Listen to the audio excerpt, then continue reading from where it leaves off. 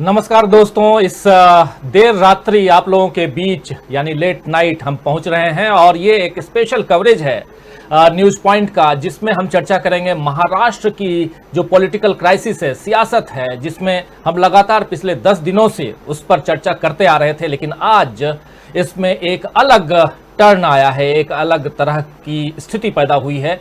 सब कह तो रहे थे कि उद्धव ठाकरे इस्तीफा देंगे, लेकिन कब देंगे और देंगे कि नहीं देंगे, सरकार रहेगी कि जाएगी। उद्धव ठाकरे को भी लग रहा था कि शायद जब लौट के आएंगे शिव सैनिक, जो उनके साथी जो गए हुए हैं, खासकर उनके ही मंत्रिमंडल के लोग, विधायक जो चुने हुए विधायक हैं, वो जो बागी हो गए एकनाथ शिंदे के साथ में, वो जब लौट के आएंगे तो शायद सब कुछ ठीक हो जाएगा। लेकिन आज सुबह से लेकर घटनाक्रम बहुत तेजी से बदला। सबसे पहले फ्लोर टेस्ट के लिए राज्यपाल के यहां से देखिए उद्धव ठाकरे ने मुख्यमंत्री पद से इस्तीफे का ऐलान किया है।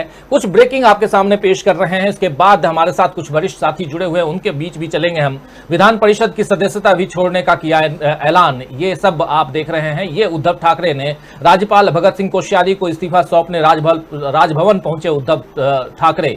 जिनको बहुत कुछ दिया वे नाराज हैं, जिन्हें कुछ नहीं दिया वे आज भी, और जिनसे धोखे की उम्मीद वो साथ रहे, अपनों ने ही अपना साथ छोड़ दिया। और उद्धव ठाकरे ने मुख्यमंत्री पद से इस्तीफे का ऐलान किया है। ये सब आप देख रहे हैं। विधान परिषद की सदस्यता से भी उन्होंने इस्तीफा देने का ऐलान किया हुआ है और साथ साथ इस्तीफा देने के लिए पहुंच गए हैं, सौंपने के लिए राज्यपाल के पास में, और कह रहे हैं कि जिनको नाराज होना चाहिए वो हमारे साथ हैं, और जिनसे धोखे की उम्मीद थी वो हमारे साथ है, जिनसे उम्मीद नहीं थी वो आज धोखेबाज निकले। तो ये सारी जो चीजें हैं ये आपके सामने हैं। जिनको बहुत कुछ दिया वे नाराज हैं, जिन्हें कुछ नहीं दिया वे आज भी साथ साथ हैं, ये कह रहे हैं उद्धव ठाकरे। बहुत कुछ बदल चुका है पिछले 1 घंटे में, और इसलिए इस स्पेशल कवरेज के लिए हम आपके बीच मौजूद हैं। दोस्तों जरा इसे हटाइए और हमारे साथ कुछ खास साथी जुड़े हुए हैं, उन सबसे सीधा परिचय करवाऊं। और परिचय के मोहताज नहीं है, चारों साथी आप सब जानते हैं, लगातार इस कवरेज में बने रहे हैं। प्रशांत टंडन जी हैं, धनंजय कुमार जी हैं, अमलेंदु उपाध्याय जी हैं और जयशंकर गुप्त जी हैं। आप चारों का इस लेट नाइट बहुत शुक्रिया अदा करता हूं कि आप लोग जुड़े, आप चारों, और इस कार्यक्रम में अपने अपने विचारों, अपनी बातों को रखने के लिए बहुत शुक्रिया अदा करता हूं, बहुत धन्यवाद देता हूं कि आप लोग जुड़े हैं। आप सबका अभिनंदन करता हूं। साथ में तमाम साथी जो जुड़े हुए हैं इस वक्त तक और जो जुड़ने वाले हैं, इस कार्यक्रम को देखने वाले हैं, आप सबका बहुत स्वागत करता हूं, बहुत इस्तकबाल करता हूं कि आप लोग जुड़े हैं। खासकर महाराष्ट्र का जो घटनाक्रम है उसके बारे में अब आपके बीच सारी बातें आ चुकी हैं। सुप्रीम कोर्ट से स्टे नहीं मिलने के बाद सुप्रीम कोर्ट का फैसला वही फैसला रहा जो फैसला राज्यपाल ने सुनाया था, यानी कल 11 बजे फ्लोर टेस्ट के लिए महाविकास आघाड़ी सरकार को राज्यपाल ने बुलाया था।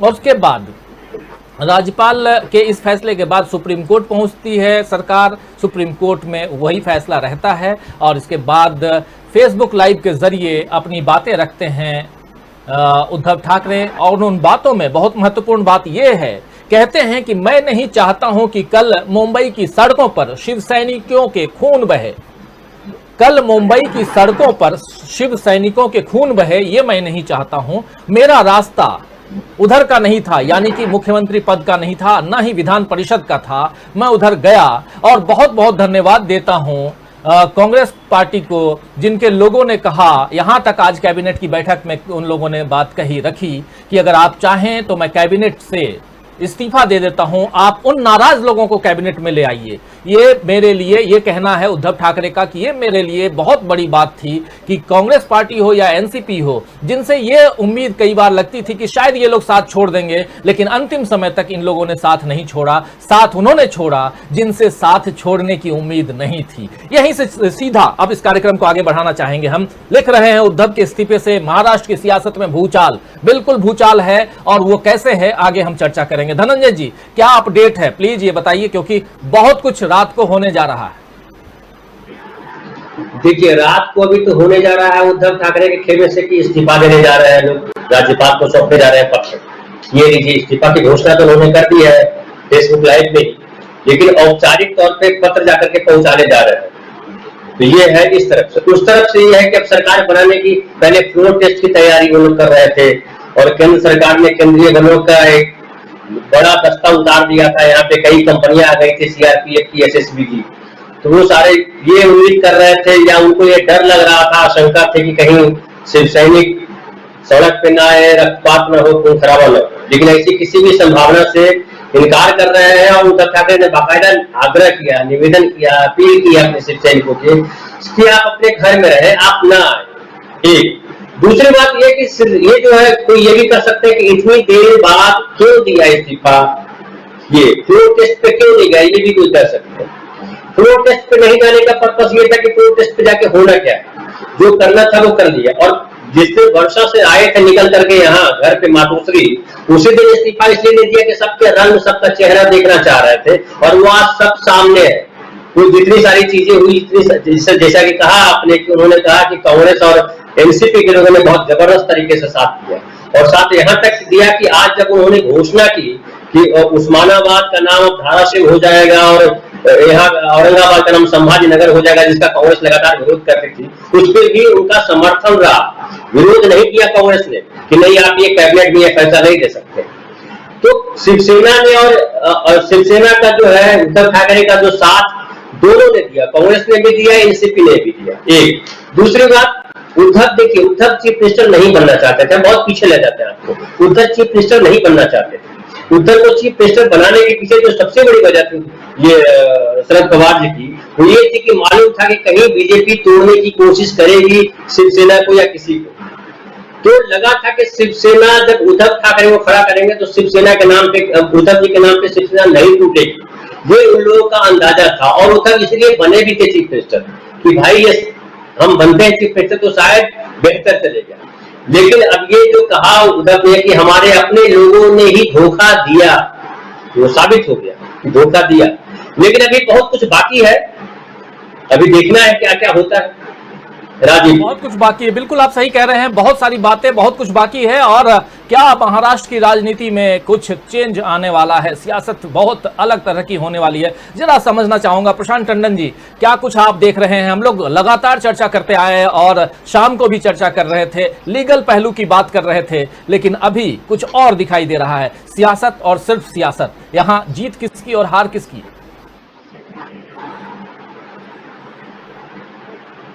आवाज प्रशांत जी, आवाज मेरी आएगी? हाँ, अब आ रही है, अब आ रही है।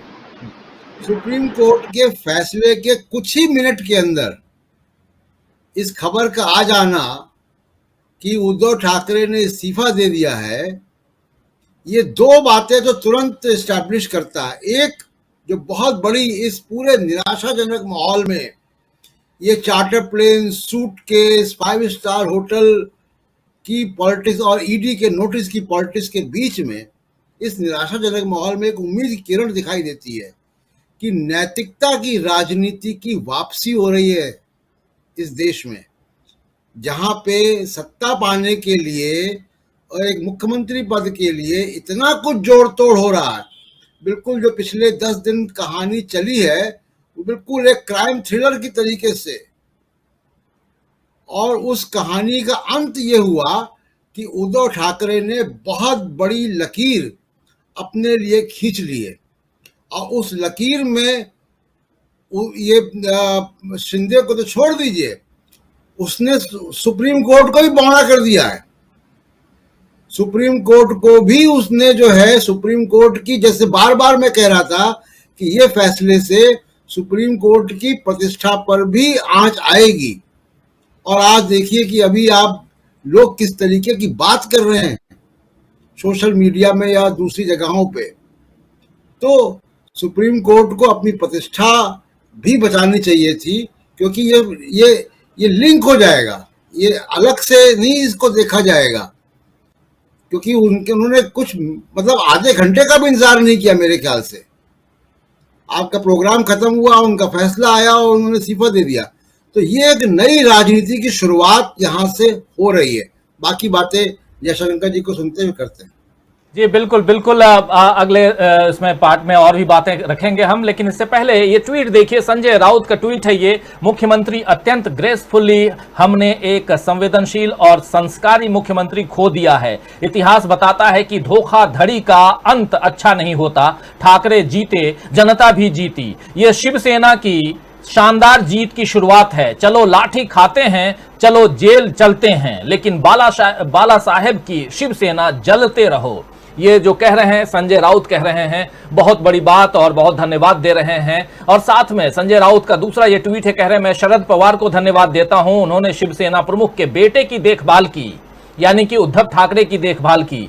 उन्होंने मार्गदर्शन दिया। जहां उनके अपने लोग धोखा दे रहे थे, वहीं शरद पवार उद्धव जी के साथ मजबूती से खड़े थे। कांग्रेस नेताओं ने भी हमेशा समन्वय की भूमिका निभाई। अमर पट्टा लेकर कोई नहीं आया, अमर पट्टा लेकर कोई नहीं आया। बिल्कुल सीधा इसी के साथ चलना चाहूंगा अमलेंदु उपाध्याय जी के पास में। अमलेंदु उपाध्याय जी, अमर पट्टा लेकर कोई नहीं आया है, यानी कि आप हमेशा जहां हैं वहां बने नहीं रहेंगे, उतरेंगे। क्या कहेंगे? और यहां स्थितियां बिल्कुल वही दिखाई दे रही हैं। और आज हार करके भी जीती हुई पार्टी शिवसेना का जो ये गुट है वो दिखाई दे रहा है, यानी कि उद्धव ठाकरे। देखिए राजीव जी, शिवसेना का ये गुट और उद्धव ठाकरे तो जीते हुए दिख ही रहे हैं, लेकिन जीत के साथ साथ हारा कौन है इस पर भी चर्चा होनी चाहिए। मुझे लगता है कि ये सीधी सीधी हार प्रधानमंत्री नरेंद्र मोदी और गृह मंत्री अमित शाह की हार है। तो भले ही जश्न मना सकते हैं अपनी जीत का कि वो जीते हैं या तिकड़मबाजी से जीते हैं, लेकिन जिस तरीके से उद्धव ठाकरे ने इस्तीफा दिया और उद्धव ठाकरे ने जिस तरीके से एक नैतिकता दिखाई, उसके सामने भारतीय जनता पार्टी का शीर्ष नेतृत्व जो है बहुत बोना नजर आ रहा है, नीलीपुट नजर आ रहा है। मुझे नहीं लगता कि भारतीय जनता पार्टी का शीर्ष नेतृत्व जो है अपने गिरवान में झांक करके आत्ममंथन और आत्मचिंतन करेगा कि नहीं करेगा कि देश के सामने उसकी छवि क्या बन रही है। ये उनके चिंतन और मनन करने का विषय है, हम लोगों का नहीं है। जनता जो देख रही है, जनता जो समझ रही है, जनता एक छवि बना रही है, जनता के मन में छवि बन चुकी है। इसके साथ साथ राजीव जी एक और पिलर जो टूटा है वो न्यायपालिका का पिलर टूटा है। यानी वही जज साहब जो सुन रहे हैं, वो जब फैसला देते हैं तो कहते हैं कि हमारा इंटरफियरेंस नहीं कर रहे हैं असेंबली की कार्रवाई में, केवल हम समय बढ़ा रहे हैं।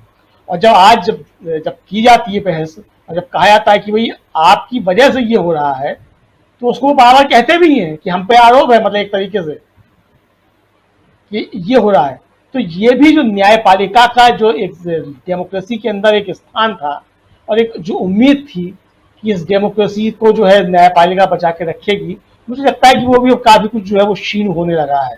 अब हो सकता है कि चीजें ठीक हो जाएं, अच्छी चीजें हो जाएं, सब कुछ ठीक हो जाए, न्यायपालिका भी हमारी जो है अपने जो संविधान की संरक्षक की भूमिका में है वो रहे और संविधान की रक्षा करे।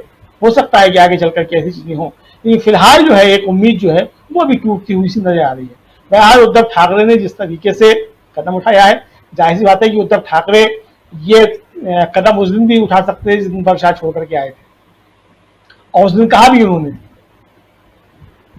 कि भाई जिसको चाहिए वो आए, इस्तीफा मेरा ले जाके और चला जाए, और मेरे लिए मुख्यमंत्री का पद जो है वो कुछ नहीं है। और आज भी उन्होंने यही कहा कि किसके पास बहुमत है किसके पास नहीं है, मुझे उससे कोई लेना देना नहीं है। शिवसेना मेरी है और मुझे उसे जो है मुझसे कोई नहीं छीन सकता। तो ये जो एक नैतिकता आप देख लीजिए, 1 जुलाई को सीएम पद की शपथ ले सकते हैं फडणवीस, कहा जा रहा है। महाराष्ट्र में नई सरकार के गठन की कोशिश शुरू हो गई है और देवेंद्र फडणवीस ने एकनाथ शिंदे से फोन पर बात भी की है। आखिर एकनाथ शिंदे और देवेंद्र फडणवीस के बीच क्या रिश्ता है, ये आप सब जान चुके हैं। राज्यपाल 1 जुलाई को सीएम पद की शपथ ले सकते हैं फडणवीस, ये कहा जा रहा है। महाराष्ट्र में नई सरकार के गठन की कोशिश शुरू हो गई है, तो बहुत सारी चीजें होंगी इस बीच, आप लोग समझ सकते हैं, क्योंकि अपने आप में ये एक चेंज दिखाई दे रहा है। सुबह राज्यपाल के सामने फडणवीस सरकार बनाने का दावा पेश करेंगे, ये खबर भी आ रही है। तो कल 30 तारीख है और उसके बाद परसों 1 तारीख को नई सरकार बन सकती है। महाराष्ट्र में सरकार गठन की कोशिशें तेज हो गई हैं और इन सब के बीच बीजेपी जो चाहती थी, क्या बीजेपी के हिसाब से सब कुछ हो रहा है जैसा बीजेपी चाह रही थी? बिल्कुल स्क्रिप्ट जो जैसी पटकथा लिखी गई थी, क्या उसी ढंग से तमाम चीजें चल रही हैं? यही समझने की कोशिश करेंगे। सीधा आना चाहूंगा जयशंकर गुप्त जी के पास में और यही समझेंगे कि क्या जयशंकर जी, क्या लगता है आपको, जैसी पटकथा उसी हिसाब से सब कुछ?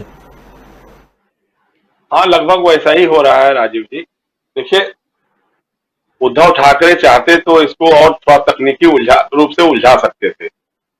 सुप्रीम कोर्ट से तो लगभग वही उम्मीद थी जो उसने किया है, क्योंकि उसके पास एक नजीर थी मध्य प्रदेश का कमलनाथ और शिवराज सिंह चौहान वाले मामले में। जब राज्यपाल के आदेश पर फ्लोर टेस्ट करने की बात आई थी तो सुप्रीम कोर्ट में मामला गया। सुप्रीम कोर्ट ने कहा था कि फ्लोर टेस्ट होगा, लेकिन इस मामले में थोड़ा सा जरूर एक प्रॉब्लम थी कि इसी सुप्रीम कोर्ट ने रात में सुनवाई करके ये जो 11 जुलाई तक की डेट दी थी कि 11 जुलाई तक 12 विधायकों के का मामला जो है वो लंबित रहेगा, उस समय तक उन पर कोई कार्रवाई नहीं होगी और अविश्वास का प्रस्ताव भी उसके बाद ही उस पर विचार किया जाएगा। तो अगर वो सब हो रहा है तो 11 जुलाई से पहले फ्लोर टेस्ट कराने का मतलब क्या था? और दूसरा यह था कि अभी तक उन विधायकों ने राज्यपाल को पत्र लिख करके या विधानसभा अध्यक्ष को पत्र लिख करके ये नहीं बताया है कि हम इस सरकार से समर्थन वापस ले रहे हैं और अलग गुट बना करके हम ये करने जा रहे हैं। ये ऐसा कोई पत्र तो है नहीं। तो राज्यपाल ने भी कैसे कर दिया, लेकिन चूंकि राज्यपाल तो कुछ भी कर सकते हैं, वो सुबह सवेरे 3-4 बजे शपथ भी दिला सकते हैं, तो उनसे बहुत ज्यादा उम्मीद तो नहीं थी, लेकिन उन्होंने कर दिया। अब अगर फ्लोर टेस्ट होता उस समय भी देखिए कि व्हिप तो जो है उद्धव ठाकरे की शिवसेना का ही लागू होता, तो चाहते तो वो कर सकते थे वो काम। और ये जो विधायक हैं जो असंतुष्ट हैं या बागी हैं जो बाहर गए हैं, तो उन लोगों की संस्था भी खतरे में पड़ सकती थी। लेकिन उद्धव ठाकरे ने इन सब पचड़ों में पड़ने के बजाय त्याग पत्र दे दिया, कहा कि अब जनता का फैसला होगा, जनता का फैसला ही सिरोधार्य होगा, क्योंकि लोकतंत्र में जनता ही जनार्दन है। तकनीकी पहलू तो चलते रहेंगे, दांव पेच तो चलते रहेंगे। इस मामले में देखिए बीजेपी का गेम प्लान तो बहुत शुरू से ही था। आप सोच सकते हैं कि जिस समय देवेंद्र फडणवीस ने शपथ लिया था, उसके बाद उनकी सरकार गई थी और महाराष्ट्र विकास अघाड़ी की सरकार बनी थी, तब से देवेंद्र फडणवीस और अमित शाह जी के सीने पर सांप लौटता था, इसमें तो कहीं दो राय नहीं थी और वो हर इस प्रयास में लगे थे। हम यही कहना चाहते हैं कि विपक्ष के लोग इस बात को जब तक नहीं समझेंगे कि भाजपा जो है 365 दिन कैसे सत्ता प्राप्त की जाए, कैसे सत्ता बनाए रखी जाए, इसी कुंताला बुनने में लगे रहते हैं वो लोग। और जब भी कभी इस तरह का मौका आता है तो वो भले बीच में थोड़ा ढील दे दें लोग, आप मुतमईन हो जाए, आप चुपचाप अपना काम करते रहें, लेकिन अंदर अंदर उनका काम चलता रहता है, तो उन्होंने इस काम को अंजाम दिया है। अब जिस तरह से बातें चल रही है कि 50 करोड़ 100 करोड़ रुपए एक विधायक की बोली लगी है, पता नहीं, खैर महाराष्ट्र जैसे राज्य के लिए कम ही होगा जहां पे सारे कारपोरेट सेक्टर का जमावड़ा वहीं पे है और जो नई सरकार की जाहिर सी बात है उसकी उसमें बहुत बड़ी भूमिका रहेगी। तो ये भी बात है कि देवेंद्र फडणवीस की जो मनोकामना पिछली बार सुबह सवेरे गड़बड़ा गई थी, अब वो पूरी होने वाली है, फिर से बनेगी। लेकिन सवाल एक ही रहेगा कि एकनाथ शिंदे को क्या मिलेगा। Eknath Shinde deputy chief minister बनाए जाएंगे जैसा सुनने में मिला है, या उनके 7-8 लोग मंत्री बनाए जाएंगे। तो 7-8 लोग तो पहले भी मंत्री थे उनके, एकनाथ शिंदे पहले भी बहुत प्रभावशाली मंत्री थे, नेता विधायक दल भी थे शिवसेना के। तो अब ये सारी चीजें देखते हुए उनको हासिल क्या होगा, ये देखने वाली बात है। दूसरी तरफ जनता के बीच में उद्धव ठाकरे की छवि जो है और शानदार होकर के उभरेगी। मुझे लगता है कि लोगों को लगेगा, जो बार बार कहते थे कि सत्ता के लिए जाकर के उन्होंने कांग्रेस से हाथ मिला लिया, तो एनसीपी से हाथ मिला लिया, तो अपने हिंदुत्व के साथ समझौता कर लिया, वो उद्धव ठाकरे ने उसके सत्ता पे लात मारते हुए त्यागपत्र देने की घोषणा कर दी है। इससे जनता के बीच उनकी छवि बहुत उभर करके आएगी। अब इसके बाद जब देवेंद्र फडणवीस की सरकार बन जाएगी, एकनाथ शिंदे और उनको दोनों मिलकर के जब सरकार बना लेंगे लोग, उसके बाद असली कसौटी महाराष्ट्र की राजनीति में देखने को आएगी। तब अगर शिवसेना का पुराना आक्रामक तेवर जैसा कभी बाला साहब ठाकरे के जमाने में होता था, वो कांग्रेस और शरद पवार के लोग तीनों लोग मिल करके अगर एक आक्रामक विपक्ष की भूमिका में आ जाते हैं, तो थोड़ा देवेंद्र फडणवीस और एकनाथ शिंदे को भी सरकार चलाने में थोड़ी दिक्कत तो आएगी, क्योंकि जनमानस जो है इस एक फैसले से उद्धव ठाकरे के पक्ष में जरूर झुकेगा, ये मेरा मानना है। अब उसके बाद देखिए दूसरा ये भी है, जब सरकार बन जाएगी तो एक बात ये भी हो सकती है कि शिवसेना में जो और बचे खुचे लोग हैं, बहुत सारे लोग, वो लोग भी कुछ, चूंकि सत्ता की ललक होती है, सत्ता का अपना एक लोभ होता है, तो उसमें भी बहुत सारे लोग जाएंगे। लेकिन जनता के बीच उद्धव ठाकरे अगर निकले, हालांकि तबीयत उनकी ठीक नहीं रहती है, आदित्य ठाकरे निकल सकते हैं, शरद पवार के अजीत पवार है या कांग्रेस के लोग हैं, अगर तीनों ने एक इनका ग्रुप बना रहा और ग्रुप बनकर के कुछ काम किया और आक्रामक विपक्ष की भूमिका निभाई, तो मुझे लगता है कि ये सरकार के लिए आने वाले दिन बहुत अच्छे तो नहीं रहेंगे, और जब चुनाव होगा 2.5 साल के बाद तो हो सकता है कि परिस्थितियां पलट जाएं। जी राजीव जी, यहाँ पर एक सवाल आपसे ही है जयशंकर जी, जो अभी चूंकि आप एकनाथ शिंदे का जिक्र कर भी रहे थे और कह रहे थे कि एकनाथ शिंदे जो हैं वो डिप्टी सीएम बनते हैं, क्योंकि फडणवीस सीएम बनेंगे ये तो साफ दिखाई दे रहा है। लेकिन क्या उधर उद्धव ठाकरे सीएम की कुर्सी देने के लिए तैयार थे एकनाथ शिंदे को, और कह रहे थे कि आओ मैं इस्तीफा दे दूंगा, तुम सीएम बन जाओ। और इसकी जो पहले भी बात चल रही थी, धनंजय जी इसको और भी अच्छे ढंग से बताएंगे, कि पहले भी बात चल रही थी कि एकनाथ शिंदे को 30 मई को या 20 मई को 26 मई को यह ऑफर दिया गया था इधर ठाकरे परिवार, उद्धव ठाकरे की तरफ से। क्या ईडी के डर के कारण आप जो है सीएम का पद या जी जयशंकर जी, उद्धव ठाकरे उनको वैकल्पिक मुख्यमंत्री बनने का आश्वासन तो दे सकते थे, लेकिन ईडी से बचाने का आश्वासन तो कतई नहीं दे सकते थे। उनके साथ जो लोग हैं, एक अब्दुल सत्तार करके हैं, अल्पसंख्यक समाज से आते हैं और शिवसेना के विधायक हैं, और वो भी बागियों में शामिल हैं, वो भी भाजपा आरएसएस के गोद में जाके शामिल है। लेकिन पता चला कि उनके खिलाफ भी ईडी का बड़ा मामला चल रहा था, तो इसलिए वो उनके लिए मजबूरी हो गई है। तो अगर देखिए, ईडी जब किसी राजनीतिक दल की आमुख संगठन के रूप में, फ्रंटल ऑर्गेनाइजेशन के रूप में अगर जांच एजेंसियां काम करने लग जाएंगी, अब देखिए ना, इसी बीच में संजय राउत के घर पहुंच गया ईडी का दफ्तर जस्ता, तो मतलब कहीं ना कहीं, मतलब ब्लंटली जरा भी शर्म भी नहीं आती है कि भाई 6 महीने बाद कर लेते या 6 महीने पहले कर लेते। लेकिन जब वो एकदम मुखर होकर के आपका विरोध कर रहे हैं, सरकार का विरोध कर रहे हैं, उसी समय उनके यहाँ जाते हैं। राहुल गांधी जब सवाल उठाना शुरू कर देते हैं आपकी सरकार के खिलाफ, तो फिर आप उनको बुला करके मतलब अनवरत सवाल जवाब का सत्र चलाना शुरू कर देते हैं। 50-50 घंटे पूछताछ में आपकी पूछताछ खत्म नहीं होती और उनके जवाब भी खत्म नहीं होते हैं। तो ये सब चीजें हैं। तो ईडी से छुटकारे का जो है वो आश्वासन उद्धव ठाकरे के पास नहीं था, वो दे भी नहीं सकते थे। तो इसलिए कहीं ना कहीं, तो आज देखिए ना, बहुत सारे, हम कहना नहीं चाहते हैं, विपक्ष के राजनीति में भी बहुत सारे ऐसे चेहरे हैं जो दबे मुरझाए हुए हैं, जो चाह करके भी कुछ नहीं बोल पाते हैं। इसलिए नहीं बोल पाते हैं कि ईडी का डर सता रहा है उनको। जिनको ईडी का नहीं डर सता रहा, वो अपना लड़ रहे हैं, बोल रहे हैं। लेकिन मुश्किल यही है कि जो गुमनाम बन के बैठे हैं, चुप्पी साधे बैठे हुए हैं, उन पर भी ईडी की तलवार हट जाएगी, ये कोई गारंटी नहीं है, क्योंकि आप फिर आपको उसी तरह दबे ही रहना होगा। जब भी आप चेहरा उठाएंगे, सर उठाने की कोशिश करेंगे, ईडी आपके दफ्तर के सामने, आपके घर के सामने खड़ा हो जाएगा। तो या तो लड़ लो या फिर आप सरेंडर करके बैठे रहो, तो फिर बेहतर है कि उसी में जाकर के राजनीति करो। तो मुझे लगता है कि एकनाथ शिंदे ने यही फैसला किया होगा कि साहब चलो ठीक है, लड़ करके मरने से अच्छा है कि चलो उसी के साथ चल जाना, मिल करके कुछ माल मलाई भी खाएंगे। और इस बीच में उनको ये ध्यान रखना होगा कि ईडी की निगाहें आप पर तब रहेंगी। और अगर आप और भी कुछ करेंगे, दूसरी बात ये भी है, आपको डिप्टी चीफ मिनिस्टर बना सकते हैं, लेकिन होम मिनिस्ट्री आपको नहीं देंगे, फाइनेंस मिनिस्ट्री आपको नहीं देंगे। जिस तरह के जिन मंत्रालयों पे आरएसएस की निगाह रहती है, जिसके जरिए वो अपना एक्सपेंशन करवाना चाहते हैं, शाखाओं का प्रसार करना चाहते हैं, वो आपको नहीं मिलने वाला है। तो उसके बावजूद आपकी जो हैसियत रहेगी आपको खुद समझ में आ जाएगा। 2 दिन के बाद 1 जुलाई को जब शपथ ग्रहण होगा, मंत्रालय मिलेगा, उस दिन हम लोग चर्चा कर लेंगे। जी राजीव।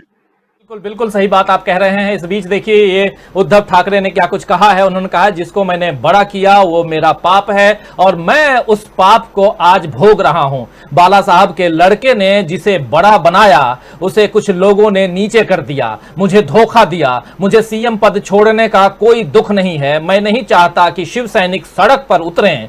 मेरे पास जो शिवसेना है वो कोई छीन नहीं सकता। ये कह रहे हैं उद्धव ठाकरे। ये जब उद्धव ठाकरे ने फेसबुक के जरिए, सोशल मीडिया के जरिए अपनी बात रखी थी, उनके ही वही बातें हैं ये जो हम आपके सामने पेश कर रहे हैं। और बिल्कुल लगभग 9:15 बजे फैसला आता है सुप्रीम कोर्ट की तरफ से कि कल जो 11 बजे फ्लोर टेस्ट के लिए राज्यपाल ने बुलाया है और उसी को यथावत रखते हुए सुप्रीम कोर्ट अपना आदेश जारी करता है। और उसके ठीक 15 मिनट बाद फेसबुक लाइव के जरिए आते हैं उद्धव ठाकरे, ये तमाम बातें रखते हैं और उसके बाद वो कहते हैं कि मुझे ये पद मंजूर नहीं है और जिसमें कि कल मैं नहीं चाहता कि फ्लोर टेस्ट के लिए जाऊं और मुंबई की सड़कों पर शिव सैनिकों के खून बहे। ये बहुत बड़ी बात वो कह रहे थे, बहुत भावुक हो करके और भावनात्मक लगाव यहां साफ दिखाई दे रहा था शिव सैनिकों के साथ में। और शिवसेना के चाहने वाले कार्यकर्ता जो हैं या चाहने वाले लोग, उनके वोटर्स, जनता, उनको जिस प्रकार वो अपील कर रहे थे, ये भावनात्मक अपील शायद आने वाले समय में एक अलग राजनीति की दिशा दिखाए और वो भी शिव सैनिकों के लिए। लेकिन धनंजय जी, एक बात यहां समझना चाहूंगा, क्या लगता है अब महाविकास अघाड़ी का क्या होगा? क्या ये तीनों, जो अभी जयशंकर जी कह भी रहे थे कि तीनों मिलकर के एक मजबूत भूमिका अदा कर सकते हैं, विपक्ष की भूमिका, क्या आपको लगता है कि महाविकास अघाड़ी भी इस सरकार के साथ, जिसके लिए ये गठन हुआ था, इसके साथ साथ उसका भी अंत हो गया? या जैसी तारीफ उन्होंने की है उद्धव ठाकरे ने कांग्रेस की और एनसीपी की, और उसके बाद संजय राउत का जो ट्वीट हम लोग देख रहे थे, ये एक अलग पटकथा लिखता हुआ, ये अलग कहानी कर रहा है इनका बयान और इनका ट्वीट, क्या कुछ कहेंगे इस पे? बिल्कुल सही कह रहे हैं जयशंकर भाई ने, बिल्कुल सही कहा है कि अब तीनों मिलकर विपक्ष के तौर पे, मजबूत विपक्ष के तौर पर लड़ाई लड़ेंगे और ये अभी कहानी खत्म नहीं हुई, जिसे मैं बार बार कह रहा हूं। और देखिए, उद्धव ठाकरे ने और एक महत्वपूर्ण बात कही है कि शिवसेना के मुख्यमंत्री को इन्हीं लोगों ने हटाया। बाला साहब को जो आदर्श मानते हैं, उन्होंने ही बाला साहब के बेटे को हटाया। और ये मराठी में बोलने का ये उनका उद्देश्य ये भी है, इसको केवल भावनात्मक अपील नहीं कर सकते हैं, इसको कह सकते हैं कि आत्मा की अपील। देखिए, शिवसेना एक राजनीतिक पार्टी नहीं है जैसी दूसरी पार्टियां हैं। शिवसेना एक जो है संगठन है जिसकी शुरुआत हुई थी गरीब मराठियों की आवाज दूर तक पहुंचाने के लिए। और इसलिए देखिए, शिवसेना यहाँ पे जो संगठन है उसके अपने एम्बुलेंस है, उसकी कई सारे ऑफिसेज जो है वो लोगों की समस्याओं को निपटाते हैं वहां बैठ करके लोग शिवसेना, उनकी शुरुआत ही इस तरह से हुई है। और शिवसेना में जो लोग हैं परिवार की तरह है। अगर मुंबई आएंगे तो देखेंगे कि ऑफिस से रोज शाम में या सुबह में वहां ऑफिस खुला रहता है और 10, 15, 25 लोग बैठे रहते हैं और लोगों की हेल्प करते रहते हैं। लेकिन बाहर के लोग ज्यादातर शिवसेना को इस तौर पे जानते हैं कि वसूली पार्टी के तौर पे जानते हैं। हालांकि मुंबई जब आप आएंगे तो देखेंगे कि सारी पार्टियां एक ही जगह जमा, कोई पार्टी अलग नहीं है उसमें से। लेकिन जो उद्धव ठाकरे ने जो एक करिए की एक लाइन खींची, जैसा कि प्रशांत भाई ने कहा, वो लाइन बहुत मजबूत लाइन बनी है और गांधी और सावरकर का जो अंतर है वो फिर दिखाई पड़ा। ये गांधी को मानने वाले एक सावरकर को मानने वाले हैं। और जब शिवसेना की शुरुआत जो है जब हुई थी तो कैसा कहते हैं कि कांग्रेस ने उसको प्रमोट किया था। फिर शिवसेना बेसिकली मराठी लोगों की पार्टी थी। बहुत बाद में वो हिंदुत्व की बात करने लगे, लेकिन हिंदुत्व के भी पैमाने पर बाला साहब ठाकरे अलग थे संघ से, बाला साहब अलग थे बीजेपी से। इसलिए याद कीजिए, जब मोदी का जमाना आया और मोदी उभरे तो बाला साहब ने कहा था कि मोदी को यहाँ भेजना मत चुनाव प्रचार के लिए महाराष्ट्र में। और फिर महाराष्ट्र में मोदी चुनाव प्रचार के लिए नहीं आए थे तब। तो बाद में भी जब मुख्यमंत्री बने उद्धव ठाकरे तो हिंदुत्व को अलग तरीके से परिभाषित कर दिया सरकार में बैठ करके, और बतला दिया कि बेसिकली बाला साहब का हिंदुत्व ये है। तो ये जो हिंदुत्व के एजेंडा को लेकर के लड़ रहे हैं और शिंदे कह रहे हैं कि हम बाला साहब का हिंदुत्व नहीं फॉलो किया गया। बाला साहब का हिंदुत्व ये नहीं था कि बीजेपी मुख्यमंत्री बन जाए। बाला साहब का हिंदुत्व ये नहीं था कि आप जो है उनके प्रति जो आस्था का भाव था, उनकी पार्टी को तोड़ दीजिए, उनके साथ विद्रोह कीजिए आप। तो अभी बहुत कुछ है राजीव जी, और मुझे लगता है कि ये हार नहीं मानी जानी चाहिए। मैं इसको नैतिक मनोबल की जीत मानता हूं, और मैं ये मानता हूं कि उद्धव ठाकरे को जैसा मैं जानता था आज से 25-30 साल पहले, मैं ये बात कर रहा हूँ 93 में हमारी उनकी मुलाकात है, जो हम लंबे तौर पर बैठते थे, जब सामना में काम करते थे। तो वो जो बाला साहब ठाकरे के बेटे थे उद्धव, आज उससे आगे बढ़ करके इंडिपेंडेंट एक मजबूत आदमी के तौर पे खड़े हैं। उनके लिए जो है कहीं हताशा नहीं है उनमें, और विधान परिषद से इस्तीफा देना या मुख्यमंत्री पद से इस्तीफा देना इसलिए दिया है कि उनका मकसद सत्ता को पकड़ना कभी नहीं रहा। बाला साहब ठाकरे ने जिंदगी भर किसी पद को नहीं ग्रहण किया, उन्होंने अपने लोगों को आगे बढ़ाया। और ये जो कह रहे हैं कि ये मुख्यमंत्री, शिवसेना के मुख्यमंत्री को हटाने का पाप लिया है, ये उन्होंने हालांकि पुण्य कहा है, ये जो लिया है, ये जो शिव सैनिकों के हृदय को भेजने वाला बयान है, और इसका रिएक्शन आज नहीं दिखेगा, कल नहीं दिखेगा, परसों दिखेगा। और जयशंकर भाई जैसा कि कह रहे हैं कि 2.5 साल के बाद चुनाव होगा, मुझे 2.5 साल नहीं दिखाई पड़ रहा, तो किसी दिन चुनाव हो सकता है। अभी बहुत कुछ होना बाकी है। ये खामोशी को हल्के में मत लीजिए, ये तूफान से पहले की खामोशी है, कहिए तूफान से पहले की खामोशी है। और बारिश भी हो रही है शायद वहां पे, दिल्ली में भी बारिश नहीं हो रही है, बहुत गर्मी है, बहुत ज्यादा गर्मी है, उमस से हालत खराब है। लेकिन इस गर्मी के बीच अलग जो सियासी गर्मी, यहीं से इसकी शुरुआत हुई है, क्योंकि सुप्रीम कोर्ट में केस और उसके बाद से जो फैसला आता है, उस फैसले के बाद सियासी तूफान वहां तक पहुंचता है जहां बारिश हो रही है। अभी जो विजुअल्स आ रहे हैं धनंजय जी वहां से, उसमें छतरी लिए हुए, छाता लिए हुए जो रिपोर्टर्स हैं वो रिपोर्टिंग कर रहे हैं। मतलब ये तूफान वहां पहुंचा है। हम भी उम्मीद कर रहे हैं कि थोड़ी सी बारिश की फुहार जो है यहां तक आ जाए। लेकिन प्रशांत टंडन जी, एक हिंदुत्व का नाम बार बार आ रहा था इस पूरे मसले में। हिंदुत्व के नाम पे, हिंदुत्व के एजेंडे को चूंकि उद्धव ठाकरे ने या उनकी लीडरशिप में शिवसेना ने छोड़ दिया है, इसीलिए हम अब बीजेपी का दामन थाम रहे हैं कि अब चूंकि अब मामला बिल्कुल समाप्त हो चुका है, एक अलग राजनीति शुरू हो गई है। जरा इस पर आपकी टिप्पणी चाहता हूं, क्योंकि अभी तक जो बातें हो रही थी एक अलग बात थी। अब क्या लगता है कि ये एकनाथ शिंदे एंड पार्टी जो बागी हैं, वो हिंदुत्व के एजेंडे को बीजेपी के साथ आगे बढ़ा पाएंगे क्या? और तेरा हिंदुत्व मेरा हिंदुत्व के मामले में, जैसा अभी धनंजय जी भी कह रहे थे, शिवसेना ऊपर है बीजेपी से। देखिए, शिवसेना, जैसे धनंजय जी ने कहा कि शिवसेना एक मराठी पार्टी के तौर पर उभरी थी वहां पे, और उसी जमीन पे वो वापस गए हैं। जहां तक हिंदुत्व का सवाल है, मैंने किसी और डिबेट में पूछा था उनसे कि भाई बताओ कि हिंदुत्व कैसे छोड़ा उद्धव ठाकरे ने। मतलब क्या सड़क पे मुसलमानों को मारना, बुलडोजर चलाना, यही हिंदुत्व है? क्या उन्होंने ऐसा किया जो कि जिसको आप कह रहे हो कि हिंदुत्व नहीं है या है?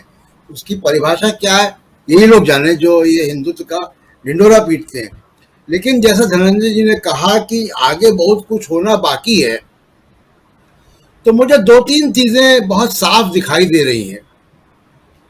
एक तो इसका नेशनल इम्पैक्ट होगा, और नेशनल इम्पैक्ट ये होगा कि फेडरल पावर्स यानी क्षेत्रीय दल अब और ज्यादा एकजुट होंगे, और जो हमको एक 2024 के पहले गठबंधन होता नहीं दिख रहा था, वो कोशिशें अब और तेज होंगी और उसमें बॉन्डिंग अच्छी होगी। दूसरी बात कि जो महाविकास आघाड़ी है, मुझे नहीं लगता है कि वो टूटने जा रही है। तो ये बीजेपी के लिए एक अलग परेशानी होगी कि 2024 में और अगले विधानसभा में ये एक गठबंधन है जिसमें एक राष्ट्रीय पार्टियां हैं और 2 क्षेत्रीय पार्टियां हैं, और दोनों मराठा पार्टियां हैं।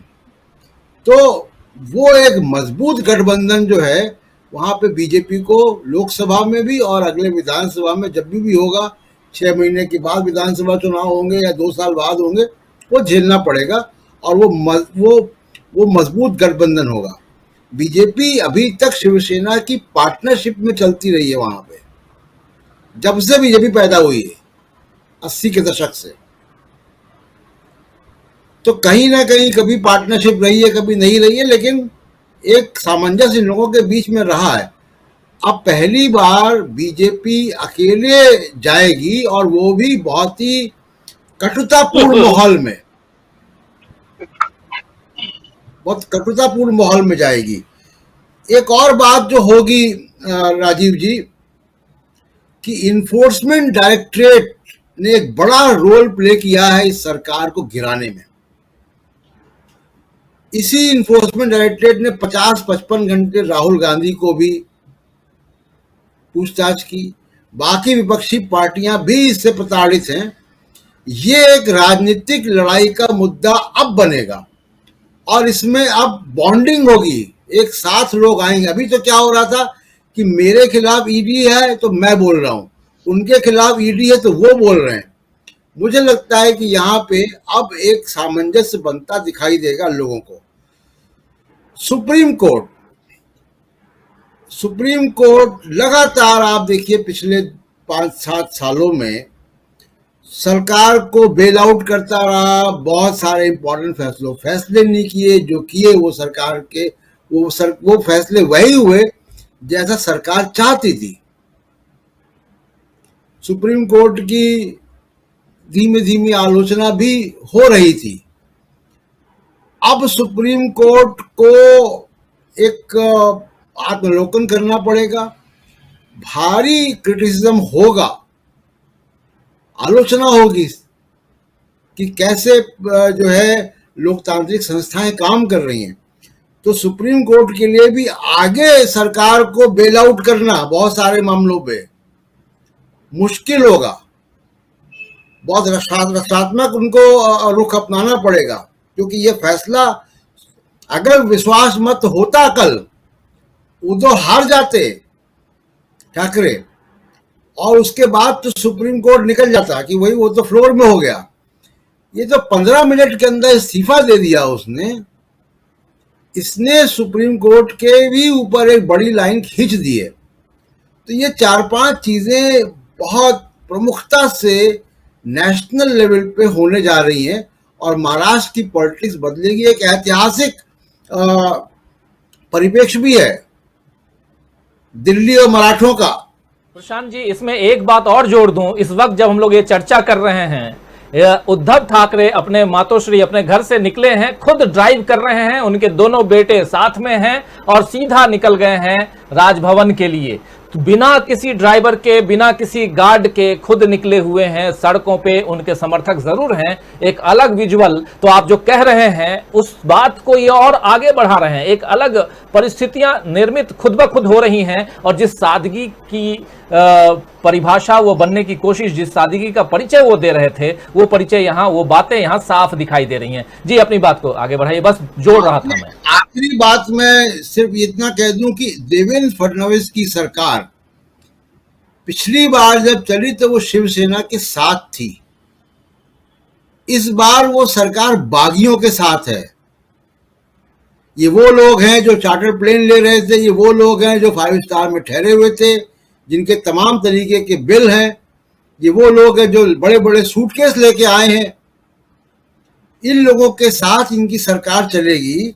उस सरकार के पास कितना नैतिक बल होगा मैं नहीं कह सकता, लेकिन उस वक्त में और बीजेपी की तब की पॉलिटिक्स में और अब की पॉलिटिक्स में कुछ परिवर्तन आ गए हैं। बुलडोजर आ गया। मुंबई के लोगों को इस तरीके की राजनीति की आदत नहीं है जैसी उत्तर प्रदेश या बिहार में या मध्य प्रदेश में हो जाता है। वहां का समाज और तरीके का है, लेकिन वो 2024 की तैयारी के लिए बुलडोजर भी आएगा। अब देवेंद्र फडणवीस की सरकार जो है वो उसका जो गवर्नेंस का मॉडल है वो योगी आदित्यनाथ का मॉडल है। और अब देखिए क्या होता है उसके बाद। बुलडोजर की आप बात कर रहे हैं, जयशंकर जी के पास आना चाहूंगा, क्योंकि जयशंकर जी आप तो बहुत नजदीक से आपने वहां काम भी किया है, रह करके भी आप देखे हैं। अनुभव बहुत लंबा है आपका महाराष्ट्र में काम करने का, पत्रकारिता करने का। उस आधार पे भी बुलडोजर की कहानी अगर अब बीजेपी नीत सरकार जो होगी या बीजेपी की सरकार जो होगी, उस सरकार के जरिए अगर वहां पहुंचती है तो मराठा समुदाय, महाराष्ट्र के जो लोग हैं, उनके ऊपर क्या कुछ किस ढंग से देखते हैं? क्योंकि 90 के दशक से लेकर के अभी तक महाराष्ट्र में, मुंबई में बहुत सारी चीजें हुई हैं, बहुत नजदीक से आप और हम सब ने देखा है।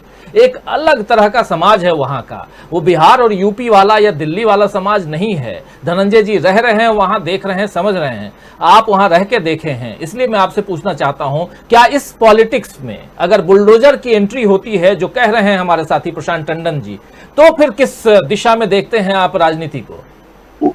देखिए, पहले तो कुछ बातें तय होनी होगी कि एकनाथ शिंदे का जो बागी गुट है वो उसकी हैसियत क्या होगी।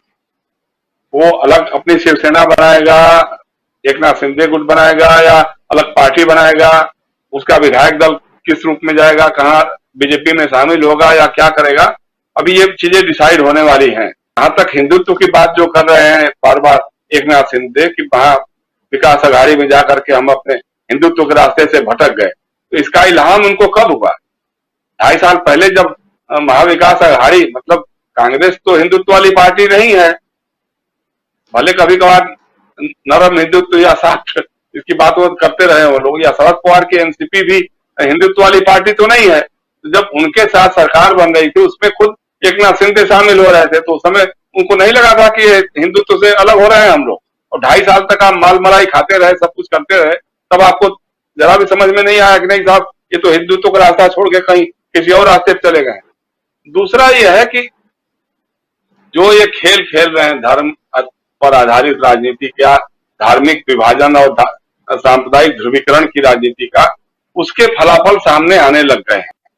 चाहे उदयपुर की घटना में हो या उसके इर्द गिर्द और कुछ घटनाएं जिस ढंग से हो रही हैं, मुझे लगता है कि अब कहीं न कहीं भाजपा का नेतृत्व जो है 2024 सामने है, इसको मद्देनजर रखते हुए भी समझ में आ जाएगा कि ये जो राजनीति जिस रास्ते हम चल रहे हैं, ये रास्ता चलो ठीक है, वो चुनाव जिता दिया या जिता भी सकता है, लेकिन आगे चल के बहुत खतरनाक और भयावह साबित होने वाला है।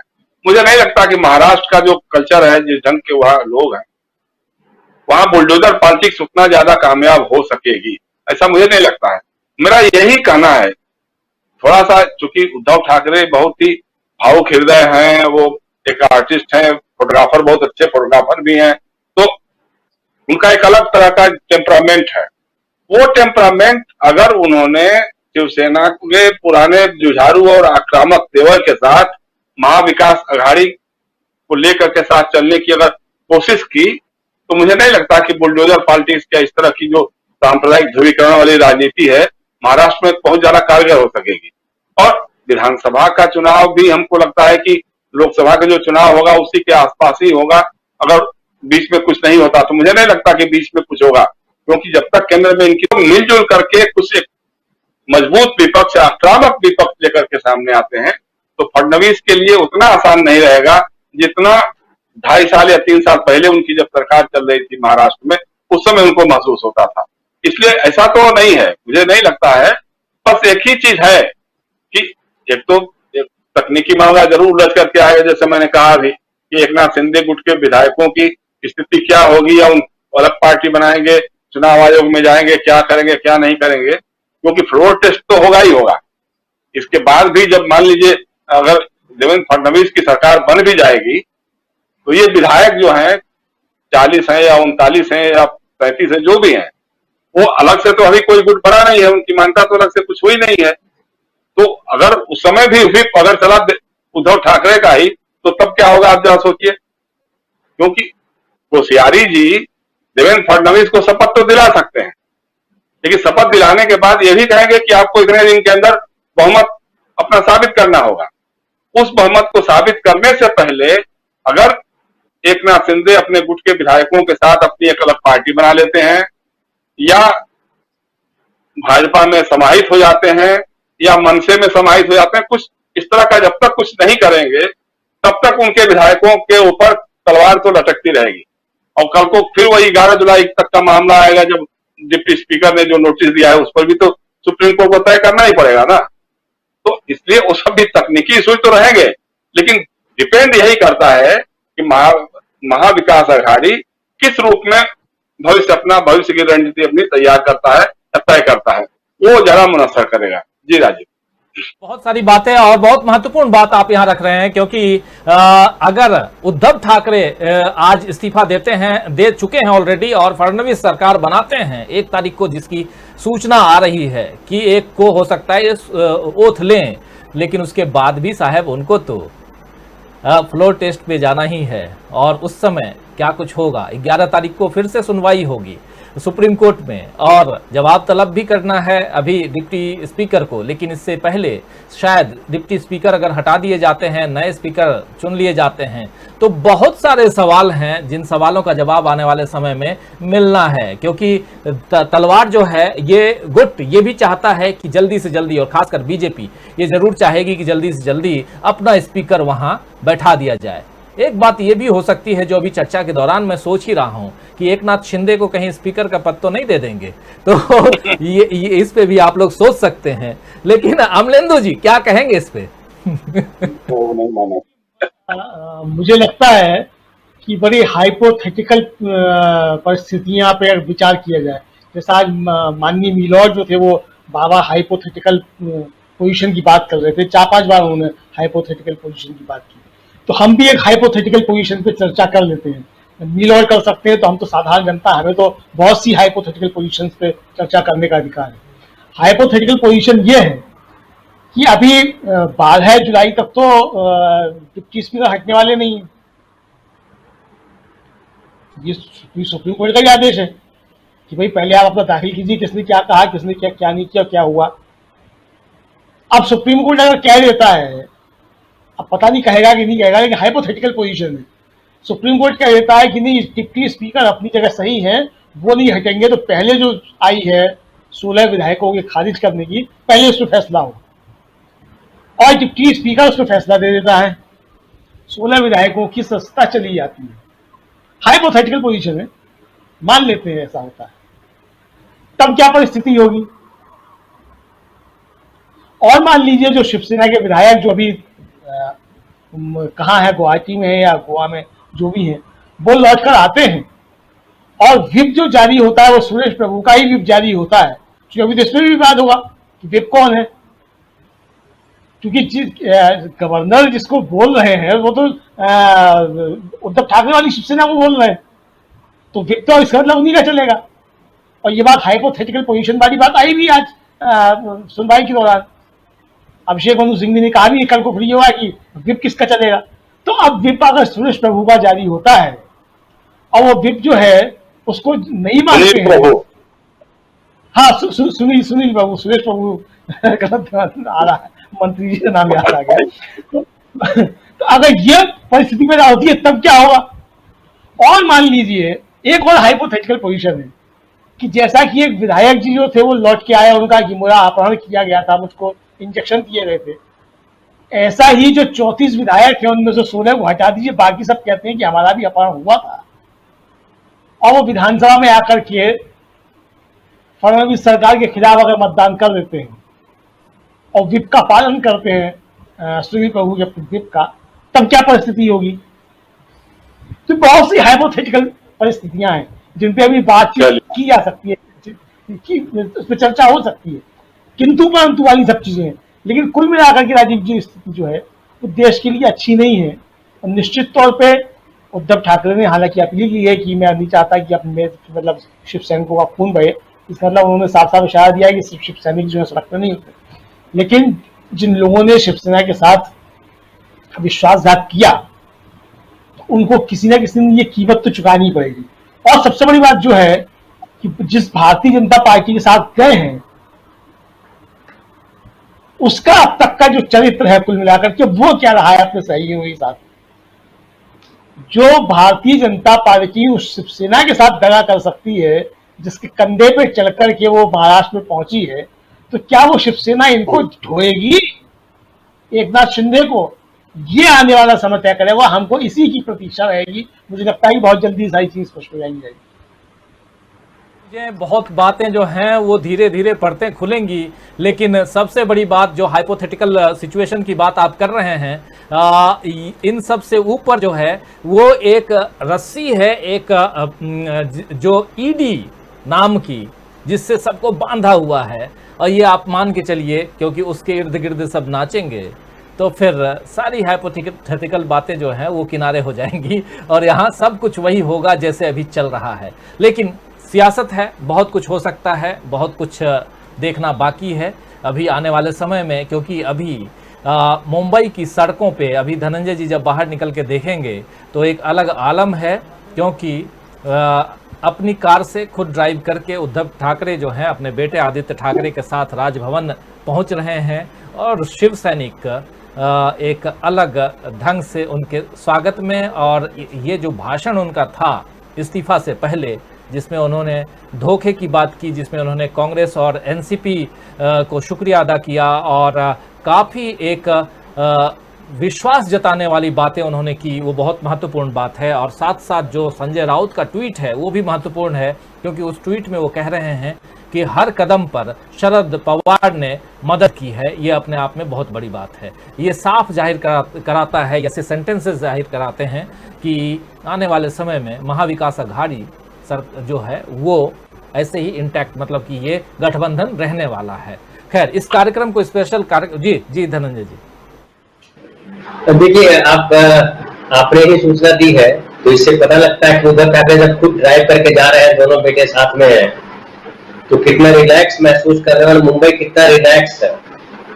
मैं जिस इलाके में रहता हूँ उस इलाके का नाम ही है प्रबोधन कार ठाकरे नगर। तो उद्धव ठाकरे जी के पिता दादाजी के नाम पे ये नगर बसा हुआ है। पहले चारकोट कहते थे इसका, लेकिन नामकरण हुआ प्रबोधन कार ठाकरे नगर। और ये मराठियों का गढ़ है और इसमें वो मराठी रहते हैं जो गरीब तबके के मराठी।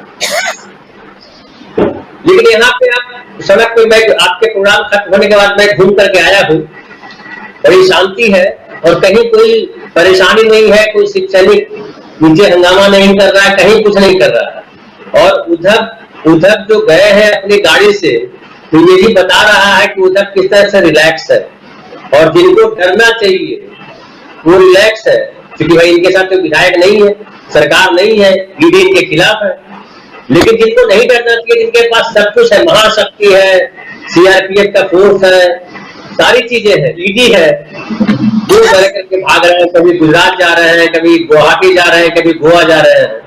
तो कुल मिलाकर के स्थिति ये है कि जैसे कि बड़ा अच्छा बोला, हाइपोथेटिकल बातें की, तभी बहुत हाइपोथेटिकल बातें हैं और वो हाइपोथेटिकल नहीं है बल्कि वो रियल है जो सड़क पे दिखाई पड़ेंगी आने वाले समय में। और मुझे लगता है कि ये जो ईडी है ना, ये देखिए, नौकरशाही और नेता में एक फर्क होता है। नौकरशाही हर चीज को कागज पे नोट करता है और नेता हवा में बोलता है। तो जब जो ईडी लगाए या सीबीआई लगाए या जो भी लगाए, जो चल रहा है, तो कहीं न कहीं कागज पे नोट हो रहा है। और राहुल गांधी अगर नहीं डरे, 5 दिन उनके सामने बैठ करके भी, ये जो हमारे उद्धव ठाकरे साहब हैं नहीं माने, उनके साले के खिलाफ ईडी चला तो भी, या कई ऐसे नेता हैं, 2 नेता तो देखिए इनके जेल में बंद है एनसीपी के अलग अलग कारणों से।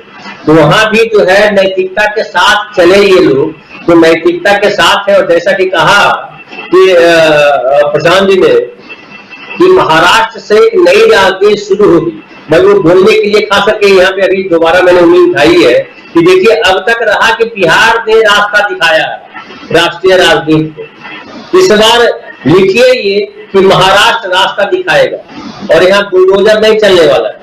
ये प्रदेश जो आपने बिल्कुल सही कहा, और भी साथी ने कहा कि महाराष्ट्र जो है उत्तर प्रदेश, बिहार और आपके दिल्ली से अलग है, क्योंकि यहाँ सबसे ज्यादा सोशल रिफॉर्म हुए और यहाँ के नागरिक जो है वो अलग अलग तरीके, जितने तरह के नागरिक दुनिया में है ना, सब नागरिक यहाँ मुंबई में बसते हैं और महाराष्ट्र का उससे सीधा संबंध है। तो इसलिए अभी बहुत कुछ है इस मुंबई शहर के पिटारे में, या कहिए महाराष्ट्र के पिटारे में भी तरह तरह के रत्न है, वो भी आएंगे, ऐसे भी रत्न गर्भा यही अरब सागर बगल में दहाड़े मार रहा है। तो अभी बहुत कुछ होना बाकी है। अरब सागर में ढेर सारी चीजें हैं, अभी जो है विष निकला है, फिर अमृत भी निकलेगा, फिर कुछ निकलेगा। तो देखते हैं क्या होता है राजीव। बिल्कुल, बहुत कुछ है। प्रशांत जी कुछ जोड़ना चाहेंगे? नहीं, सब बातें तो हो ही गई हैं, लेकिन सिर्फ एक बात मैं ये कहना चाहता हूँ कि जो नेशनल पॉलिटिक्स होगी वो ठीक है, उसका गढ़ अब जो है वो महाराष्ट्र होगा, वो हिंदी बेल्ट से नहीं होगा। ये देश के लिए जो है एक बड़ा सुकून वाली बात होगी। और दूसरी बात राजीव जी क्या है कि अगर आप इतिहास देखिए तानाशाहों का और उनका इतिहास देखिए, जिनके पास बहुत सत्ता, मजबूत सत्ता में रहे, वो कोई ना कोई गलती करते हैं बड़ी, चाहे वो जनता सरकार हो, चाहे इंदिरा गांधी हो, इमरजेंसी लगा के गलती किया उन्होंने मुकदमा हारने के बाद। जनता सरकार ने इंदिरा गांधी को गिरफ्तार करके गलती किया। ये जो सत्ताधारी लोग होते हैं, जिनको सत्ता का बड़ा लोभ होता है, वो कोई ना कोई गलती करते हैं और वो गलती से ही उनका रिवर्स मार्च शुरू होता है, वापसी का रास्ता वहां से आता है।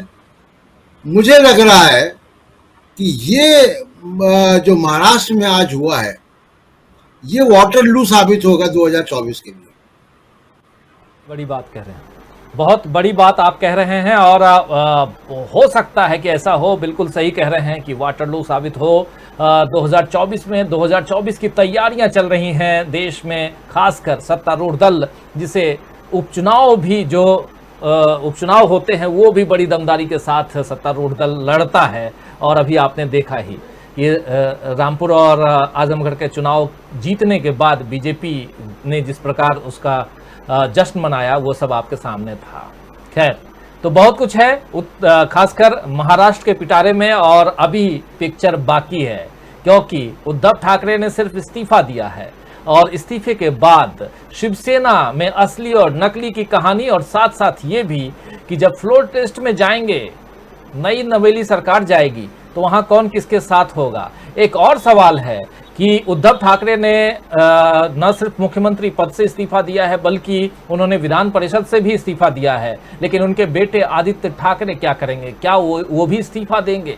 क्योंकि वो भी साथ में जा रहे हैं राजभवन। जैसे धनंजय जी कह रहे हैं कि नहीं देंगे, प्रशांत टंडन जी भी कह रहे हैं नहीं देंगे, तो चलिए मान लिया नहीं देंगे। लेकिन जो लड़ाई है अब शिवसेना की लड़ाई, अंदर खाने की लड़ाई, जहां सत्ता से अब बाहर निकल चुके हैं उद्धव ठाकरे और कह रहे हैं कि अब संगठन को और मजबूत करेंगे। और जैसा प्रशांत टंडन जी कह रहे थे कि संगठन पे एक अलग तरह का जो ग्रिप जो कमजोर हो गई थी, इनकी जो मजबूती कमजोर हो गई थी, जो उसको मजबूत कर लिया, उस ग्रिप को मजबूत कर लिया है अब उद्धव ठाकरे ने इस पिछले 10 दिन के एपिसोड में, 9 दिन के एपिसोड में। तो अभी बहुत कुछ देखना बाकी है। बहुत धन्यवाद देता हूं धनंजय जी, प्रशांत टंडन जी, अमलेंदु उपाध्याय जी, और साथ में हमारे साथी हमारे एग्जीक्यूटिव एडिटर जयशंकर गुप्ता जी जुड़े हुए थे। आप सबको बहुत बहुत धन्यवाद। लेट नाइट इस कार्यक्रम को हम लोग कर रहे थे और आप सब जुड़े रहे, आप लोगों ने इस चर्चा में भाग लिया। आप बहुत सारे साथी लगातार कमेंट बॉक्स में कमेंट भी कर रहे हैं। लेकिन अपडेट यही है दोस्तों कि उद्धव ठाकरे ने सुप्रीम कोर्ट के फैसले के बाद, जिसमें सुप्रीम कोर्ट ने महाराष्ट्र के राज्यपाल के द्वारा जो कल फ्लोर टेस्ट 11 बजे दिन में करने का आदेश दिया गया था, उस आदेश को यथावत रखते हुए जब सुप्रीम कोर्ट ने फैसला सुनाया, तो उसके ठीक 15 मिनट बाद उद्धव ठाकरे ने सोशल मीडिया के जरिए, फेसबुक के जरिए आकर के जनता के बीच अपना इस्तीफा सौंप दिया। न ही मुख्यमंत्री पद से, बल्कि न सिर्फ मुख्यमंत्री पद से, बल्कि विधान परिषद से भी उन्होंने इस्तीफा सौंप दिया है। इस अपडेट के साथ, और साथ में ये कि इस वक्त खुद गाड़ी चलाते हुए वो राजभवन पहुंच चुके हैं कोश्यारी जी के बीच, और वहां वो अपना इस्तीफा ऑफिशियली सौंप रहे हैं। कल क्या कुछ होता है अपडेट के साथ फिर आऊंगा, लेकिन उससे पहले आप तमाम दोस्त साथी शुभचिंतक जो हमारे साथ जुड़े रहे, आप सबको बहुत शुक्रिया अदा करना चाहता हूं, बहुत धन्यवाद देता हूं कि आप लोग जुड़े लेट नाइट। और अगर आप में से किसी ने हमारे चैनल को सब्सक्राइब नहीं किया है तो प्लीज आप सब्सक्राइब जरूर कर लीजिए और बेल आइकन को भी दबाना ना भूलें, क्योंकि उससे हमारे अपडेट्स आप तक पहुंचते रहेंगे। तब तक मुझे दीजिए इजाजत और देखते रहिए डीवी लाइव। नमस्कार, गुड नाइट, शुभ रात्रि, शब बखैर।